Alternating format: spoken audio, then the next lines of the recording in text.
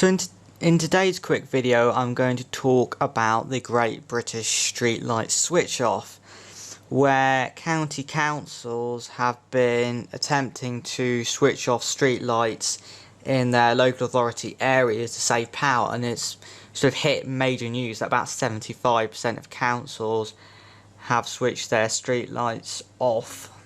I mean, there's two kind of ways you can run this. So you can either switch them off completely, switch them off between certain hours, or dim them and switch them off, all those kind of systems. And the way they do that is by use of the sort of radio controlled systems these streetlights use. If you've looked at any of the modern streetlights, so like the arcs, which are these smaller ones, and then the Libras, which are the much larger fluorescent ones, especially down here in the south, this is what they tend to use. They use something called a Harvard leaf nuts system, and these little small aerials are the leaf nodes, and then there are branch nodes, which are these like big white things, which then basically control these. So you'll have a branch node which controls up to 256 streetlights with leaf nodes, up to 256 of these or these, telling them what to do. So from that, the control center can then send a message to the leaf node saying dim all your streetlights or dim this road, and obviously all the leaf nuts will then do that.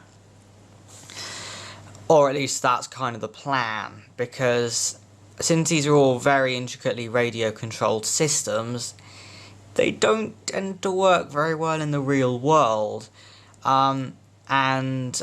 Basically there's simple things as them not being able to receive a signal from the head office, which sounds, like, okay, they're too far away or whatever, but they use the phone network. The branch nodes connect over the phone network to sort of the head office that controls them, which is where the problem lies down here, because there isn't that much phone signal. So then the problem comes that they can't get the signal, so you get some which stay on all day, all night, which I can't believe is great for energy efficiency. But also, the other major thing with energy efficiency with these replacements is that they do tend to use more energy. So I mean, up here we might have had a 100, maybe even a 90 watt low pressure sodium lamp being replaced with up to 150, maybe 250 watt sodium lamp. So the energy use goes up quite a lot there.